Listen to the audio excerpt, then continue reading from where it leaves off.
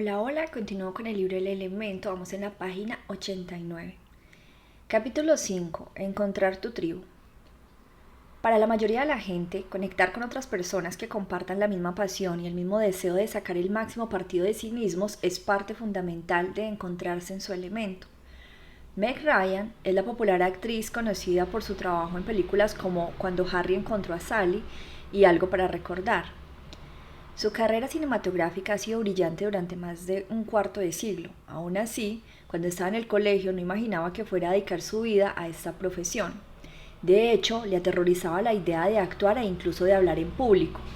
Me contó que durante las actuaciones en el colegio prefería estar entre el público en vez de en el escenario.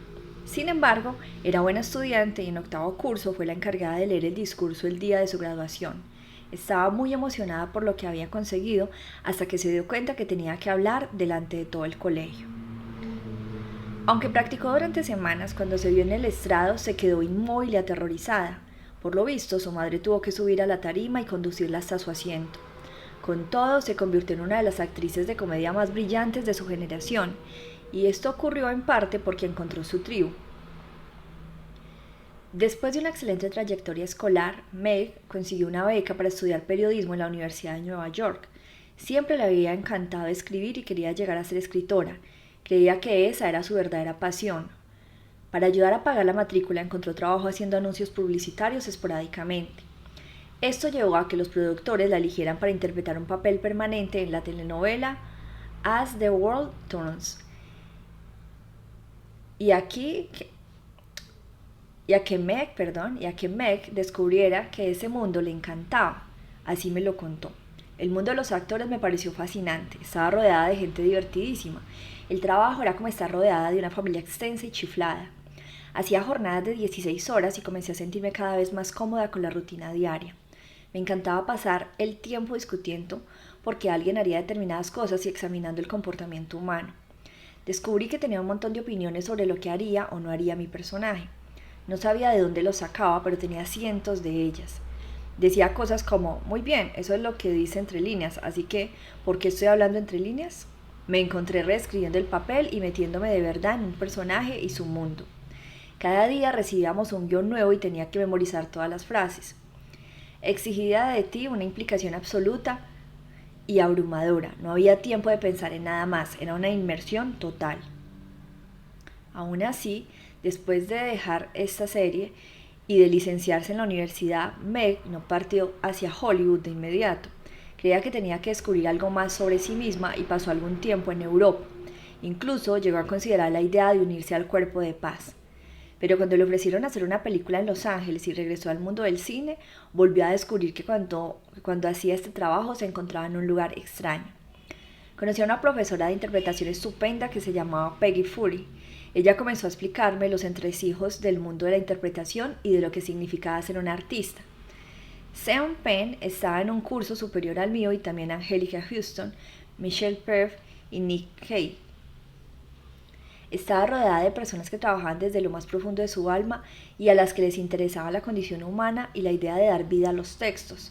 Todas estas cosas comenzaron a florecer en mi mente y en mi corazón y en mi alma. Así que alquilé un apartamento y me quedé en Los Ángeles. Mi agente de Nueva York me puso en contacto con un agente de Los Ángeles y ahí fue cuando tuve encajo. Desde entonces he invertido en varias películas que me han enseñado muchas cosas. No he intervenido en varias películas que me han enseñado muchas cosas y que me han ayudado a desarrollarme como ser humano. Cuando tomo la decisión de hacer una película tal vez es porque creo que es divertida o porque quiero trabajar con determinado actor, pero al final siempre acaba influyendo profundamente en mi vida. Si no es por el contenido, puede que sea porque he trabajado con un grupo determinado de gente. Mi evolución se debe a las distintas interpretaciones de cada una de las películas en que he participado. Meg Ryan podría haber llegado a hacer muchas cosas. Es una escritora realmente hábil, tiene considerables talentos académicos, una amplia variedad de intereses y hay muchas cosas que le fascinan. Sin embargo, cuando está actuando coincide con un grupo de personas que ve el mundo de la misma forma que ella, que le permiten sentirse muy cómoda, que confirman sus habilidades, que le inspiran y que sacan lo mejor de ella. Rodeada de actores, directores, cámaras, técnicos de iluminación y todas las demás personas que pueblan el mundo del cine, es cuando se encuentra cerca de su verdadero yo. Formar parte de la tribu le lleva a su elemento. Un lugar en el que hallarte a ti mismo. Los miembros de una tribu pueden ser colaboradores o competidores, pueden compartir los mismos puntos de vista o tenerlos completamente diferentes. Lo que conecta a una tribu es un compromiso común con aquello para lo que se sienten que han nacido. Eso puede ser extraordinariamente liberador, sobre todo si uno se ha dedicado a su pasión en solitario.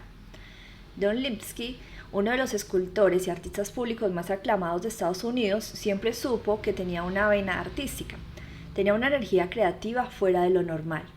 De niño, me contó, siempre estaba haciendo cosas. No pensaba en mí como en una persona creativa, sino como alguien con energía nerviosa. Tenía que estar haciendo garabatos y ensamblando cosas. No pensaba que aquello fuera una ventaja, en todo caso era una peculiaridad. Esta energía nerviosa hizo que se sintiera distinto al resto de los chicos y a veces incómodo. Cuando eres niño, dijo, lo que más quieres en el mundo por encima de todas las cosas es ser como los demás de tu edad. Así que, en vez de pensar en mi creatividad, que era algo especial, la veía como algo que hacía que me dejara de lado. Durante la escuela primaria y los primeros años de secundaria, Lipsky se movió en diferentes direcciones. En el colegio era brillante, pero los deberes le aburrían. Me resultaba muy fácil acabar los deberes muy rápido y con el mínimo esfuerzo. Tenía talento para las matemáticas, así que su colegio le puso en un grupo acelerado, pero por lo demás sus profesores creían que no rendía al 100% de sus capacidades porque se limitaba a hacer lo justo para ir tirando. Pasaba más tiempo dibujando en los libros que pensando sobre qué escribir en ellos. Cuando se suponía que tenía que estar haciendo los deberes, dibujaba o hacía pliegues en el papel. En vez de animarme, me regañaban. Hubo un profesor que intentó estimular sus habilidades artísticas, pero Don no se tomaba el arte en serio. El profesor se llevó tal disgusto que dejó de hablarme. Poco después, ese profesor se fue y llegó al colegio otro profesor de arte. Traía consigo una revelación para Don. En el departamento de escultura tenía montado un soldador muy rudimentario y me enseñó a soldar. Para mí fue mágico coger piezas de acero y soldarlas. Era como si todo lo que había hecho hasta entonces en las clases de arte hubiese sido un juego de niños. Soldar acero y hacer esculturas de acero era como el verdadero arte de los adultos. Descubrir la soldadura fue como encontrar el santo grial. Aún así, no estaba muy seguro de qué hacer con esa fascinación. No se veía como artista porque no era bueno dibujando. Tenía amigos que dibujaban bien. Mientras lo hacían, yo jugaba con bloques o construía cosas con mi set de construcción. Nada de eso se parecía al verdadero arte. Los niños capaces de dibujar un caballo que se parecía a un caballo eran los que parecían verdaderos artistas. Nunca pensó en ir a una escuela de arte, ni siquiera cuando empezó a exponer sus esculturas en el colegio. Cuando acabó la escuela secundaria, se matriculó en la Universidad de Wisconsin y se especializó en administración de empresas. Más tarde pasó a la especialidad de economía y luego de historia, pero se mantuvo alejado del departamento de arte aun cuando ninguna de las otras clases le motivaba demasiado. En el último año se marcó un farol eligiendo 2 asignaturas optativas para las que en realidad no estaba capacitado, ebanistería y cerámica. Le encantaron y sobresalió en las 2. Sobre todo sintió casi por primera vez la verdadera euforia de trabajar como un artista profesional. En la clase de cerámica también encontró algo que había echado de menos durante toda su experiencia universitaria, un profesor que lo motivara. Era un tipo muy romántico y entusiasta. Convertía todo lo que hacía en una obra de arte. Hasta cuando untaba el pan con mantequilla ponía todo su empeño en ello. Me sirvió de modelo y me hizo creer que en realidad podría pasarme la vida haciendo cosas. Por primera vez le pareció que era posible y que valía la pena hacer carrera como artista. Decidió hacer un curso de posgrado en cerámica en un instituto en Michigan. Entonces se topó con un obstáculo. Sus padres habían animado su trabajo creativo siempre y cuando siempre y cuando este fuera una afición. Cuando solicitó su ingreso a esta parte, su padre, un hombre de negocio, le mandó a llamar e intentó meterle en la cabeza algo de sensatez en cuestión de economía. Don estuvo de acuerdo. Estudiar cerámica no era algo práctico, pero era lo que quería hacer. Su padre lo miró fijamente durante largo rato, comprendió que había tomado una decisión y se hizo a un lado. Cuando llegó al instituto, descubrió que todo un mundo nuevo de gente y posibilidades existía. Había tenido escaso contacto con estudiantes de arte fuera de los pocos cursos que había conseguido. Este lugar era casi una escuela totalmente dedicada a los estudios de posgrado. Es probable que fuésemos unos 200 estudiantes y cerca de 180 éramos de posgrado. Así que por primera vez en mi vida me vi rodeado de gente muy seria, erudita y comprometida con la realización de sus obras de arte, lo que para mí fue fantástico. Asistí a todas las críticas y análisis, no solo a las del departamento de cerámica, también a las del departamento de pintura, de escultura, de tejido. Simplemente me empapé de cuanto pude en todas partes. Pasé mucho tiempo visitando a otros estudiantes en sus estudios, absorbiendo lo que todo el mundo hacía. Empecé a leer revistas de arte y a ir a museos y por primera vez me sumergí completamente en el mundo del arte. Don encontró su tribu en el instituto, lo que le llevó por un camino diferente. Hallar la tribu correcta puede ser imprescindible para encontrar nuestro elemento. Por otra parte, sentir lo más profundo del alma que uno está con la tribu equivocada es probablemente un buen signo de que hay que buscar una en alguna otra parte. Helen Pilcher hizo justamente eso. Dejó de ser científica y se convirtió en una de las pocas cómicas de la ciencia. Cayó ahí después de dejar la ciencia. De hecho, dejarse caer ha sido el tema de su vida profesional. Así lo explica ella. Nadie me obligó a estudiar ciencias, más bien fue un paso en falso. Después del colegio le ofrecieron una plaza en la universidad para estudiar psicología y para beber sidra y ver la televisión durante todo el día. Después de la universidad, una apatía generalizada y la desgana se encontraba un trabajo de verdad. Le llevó a hacer un máster de 1 año en neurociencia. Al llegar a ese punto, Helen comenzó a sentir interés por la ciencia. Hacíamos grandes experimentos, disecciones de cerebros y teníamos que llevar unas gafas de seguridad ridículas y poco atractivas. Picada por el gusanillo de la ciencia y poco más, continuó hasta terminar el doctorado. Aprendió algunas cosas prácticas de la ciencia, así como a jugar billar como una diva. Ya. Pero también aprendió algo más. La ciencia le gustaba, pero los científicos no eran su tribu. Según su propia experiencia, a la ciencia, a diferencia del billar, no se jugaba de forma superficial. Aprendí que en la comunidad científica la veterinaria es inversamente proporcional a las habilidades de comunicación, pero está directamente relacionada con el grosor de los pantalones de pana. También aprendió algo del oficio. Aprendí a hacer que ratas desmemoriadas recordaran. Hice e injerté células madres modificadas genéticamente en cerebros de roedores desmemoriados que al poco tiempo de mi intromisión pasaban a desarrollar la capacidad cognitiva de un taxista londinense, pero a la vez empecé a perder la concentración. Más que nada, descubrió que el mundo científico, tal como ella lo experimentaba, no era la utopía de libre investigación que había esperado. Era un negocio, la ciencia corporativa invierte dinero y horas de trabajo en investigación médica, pero se mueve por planes de negocios. Los experimentos cada vez están menos motivados por la curiosidad y más por el dinero. Me sentía decepcionada y arrinconada. Lo que yo quería era divulgar la ciencia, quería escribir sobre ciencia, quería salir. Así que construyó un comité de escape formado por una sola mujer y comencé a cavar un túnel. Se matriculó en la Universidad de Birkbeck en Londres para obtener un diploma en comunicación científica, donde encontró amigos con ideas afines. Le ofrecieron una beca de investigación en medios de comunicación y me pasé 2 maravillosos meses escribiendo y produciendo divertidas películas científicas para Einstein TV. Se armó de valor para vender por su cuenta sus artículos científicos a cualquiera que los quisiera. Prostituía mi mercancía en la radio, la prensa e internet. Al final, dejó el laboratorio y se puso a trabajar en Royal Society. Mi papel consistía en encontrar formas de hacer que la ciencia volviese a ser emocionante, aunque esta no era la descripción oficial de mi puesto de trabajo.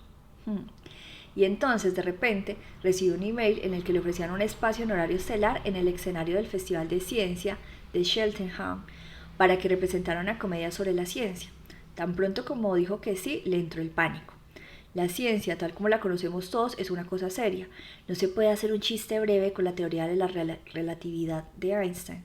Conseguí la ayuda de mi amiga, compañera, comediante y escritora Timandra Harkins, y varias cañas de cerveza más tarde nació The Comedy Research Project. Bueno, Helen pasó a formar parte del circuito de la comedia londinense y durante los siguientes 5 años cultivaba células madres de día y a espectadores de noche. El CEP-RP se convirtió en un espectáculo en vivo en el que Timandra y Helen explicaban contando hacia atrás las 5 mejores cosas de la ciencia. Gente del público se encontraba formando parte de la fórmula del óxido nitroso, ofreciéndose voluntaria para atrapar a un científico que recreaba antiguos experimentos en vuelo y cantando junto a Elvis a los agujeros negros. El CPR, dice Helen, se propone demostrar la hipótesis de que la ciencia puede ser divertida. Tenemos una metodología muy sólida. A lo largo del espectáculo encerramos a una audiencia controlada en un espacio contiguo al de la representación, idéntico pero sin el apoyo de actores. Luego evaluamos si esta audiencia controlada se ha reído más o menos que el público expuesto a las bromas sobre la ciencia. Los datos preliminares recogidos en las funciones que hemos representado por todo el país son prometedores. Para Helen, una vida en el seno del mundo científico le dio paso a una vida dedicada a escribir y a comunicar la ciencia. Me dio miedo dejar el laboratorio, dice, pero no tanto como la perspectiva de quedarme en él. Mi consejo es que si estás pensando en dar ese tipo de salto, lo mejor es que hagas como un lemming y saltes. Dominios y campos. Cuando hablo acerca de tribus, en realidad me estoy refiriendo a dos ideas muy distintas e importantes para cualquiera que ande buscando su elemento. La primera es la idea de dominio y la segunda la idea de campo. El dominio alude a los tipos de actividades y disciplinas a las que se dedica la gente. Interpretación, música rock, negocios, ballet, física, rap, arquitectura, poesía, psicología, enseñanza, peluquería, alta costura, comedia, atletismo, billar, artes, etc. El campo se refiere a las otras personas que se dedican a ello. El dominio que descubrió Meg Ryan fue la interpretación y en particular las telenovelas.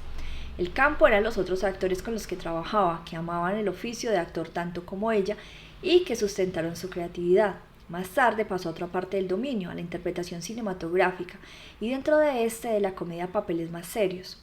También expandió su campo especialmente cuando conoció a Peggy Feury y a los demás actores que asistían a las clases de interpretación. Entender el dominio de Meg y la conexión con su campo ayuda a explicar cómo la tímida chica que no pudo dar un discurso de graduación se convirtió en una consumada actriz y muy célebre en el mundo entero.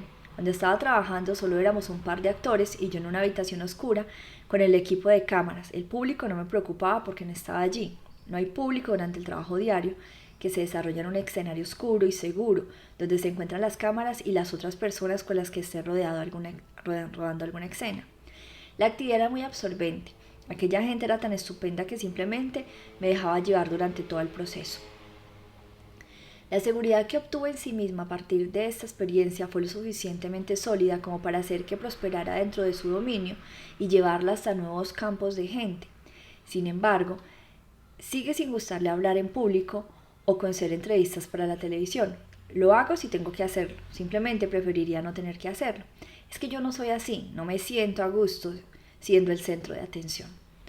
Brian Ray es un magnífico guitarrista que ha trabajado con Smokey Robinson, Etta James y Peter Frampton, y que ha estado de gira con los Rolling Stones y los Doobie Brothers. Llegó pronto a este dominio que a la larga le condujo hasta el círculo íntimo de uno de sus héroes que un niño nunca había soñado que llegaría a conocer. Brian nació en 1955 en Glendale, California, el año en que Alan Freed acuñó el término rock and roll.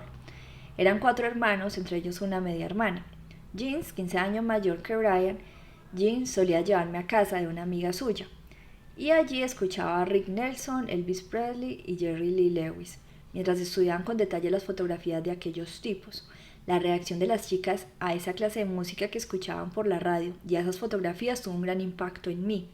Hubo una parte de mí que simplemente lo entendió. En ese momento y en ese lugar, a los 3 años de edad, mi padre tocaba el piano y teníamos un pequeño equipo de grabación. Había un micrófono con el que se grababa el disco, que luego se podía escuchar poniendo encima una aguja. Recuerdo haber grabado discos cuando tenía 2 o 3 años sentado al piano junto a mi padre. Nada más terminar la escuela secundaria, mi hermano Jean comenzó a introducirme en el mundo de la música y se unió a una banda de folk llamada los New Christy, con las que fue de gira por todo el país. Nos contaba historias y resplandecía la felicidad al explicarnos esa vida. Jean me hizo partícipe de su amor por la música y me llevó a clubes y conciertos cuando solo tenía 9 y 10 años. Veía y conocía a gente a la que yo admiraba. A mi hermano le regalaron una guitarra, Gibson, preciosa, y unas clases para que aprendiera a tocarla. A él no le interesaba demasiado la música y mientras él estaba ocupado en no prestar atención a las clases, yo estaba practicando con su guitarra. Más tarde, mi hermana Jean me regaló una guitarra de $5 con cuerdas de nylon que había comprado en Tijuana. Simplemente me puse a llorar. Mi pasión por la música era tan grande que se convirtió casi en una cruzada, pero no sabía que quería compartirla y propagarla. Formé mi primer grupo junto a unos amigos antes incluso de que supiera afinar la guitarra. Un domingo por la noche, cuando tenía 10 años u 11, oímos tocar a un nuevo grupo en el show de Ed Sullivan, los Beatles. Era un tipo de música tan diferente, una mezcla de rhythm and blues afroamericano que tanto me gustaba con algún otro factor o elemento desconocido. Eran marcianos. Eso lo cambió todo. Yo sabía que quería dedicarme a la música, pero aquello fue definitivo. Era lo más emocionante que había visto nunca. Hizo que formar parte de un grupo de música pareciese algo factible y apetecible, algo a lo que podría dedicarme para ganarme la vida. Durante los siguientes 20 años, Brian tocó con los músicos más destacados de su generación. Luego llegó la llamada que jamás había esperado recibir. La invitación a una audición para la nueva banda de Paul McCartney. Desde entonces toca y va de gira con él. Nunca, ni en mis sueños más locos, había imaginado que aquel pequeño Rubiales, sentado como un indio delante de la televisión en 1964, acabaría tocando con aquel tipo que cantaba All My Love. ¿Sabes? Hay algo muy gratificante acerca de esta historia. Esto, el simple hecho de formar parte de este mundo. Las personas de este libro han encontrado su elemento en dominios diferentes y campos de gente distinta. Nadie está limitado a un solo dominio y muchas personas se mueven en varios de ellos. A menudo, las ideas que ponen un gran avance acontecen cuando cualquiera conecta diferentes formas de pensamiento, a veces a través de dominios diferentes. Mientras Pablo Picasso exploraba los límites de su periodos rosa y azul, se quedó fascinado con las colecciones de arte africano del museo. En París, eran obras de un estilo muy diferente del suyo, pero le dieron un nuevo impulso creativo. Incorporó influencias de las máscaras ceremoniales de la cultura dogon en su famoso cuadro Las señoritas del Aviñón, abriendo de este modo una nueva etapa en la historia del arte, el cubismo. A medida que las culturas y las tecnologías evolucionan, emergen nuevos dominios que pueblan las profesiones, los profesionales, nuevos campos, mientras los viejos dominios van desapareciendo. Las técnicas de animación por ordenador han dado lugar a un nuevo dominio de trabajo creativo en el cine, la televisión y la publicidad. Estos días, sin embargo, hay poca gente que se dedique a iluminar manuscritos. Encontrar tu tribu puede tener efectos transformadores en tu sentido de la identidad y tus objetivos.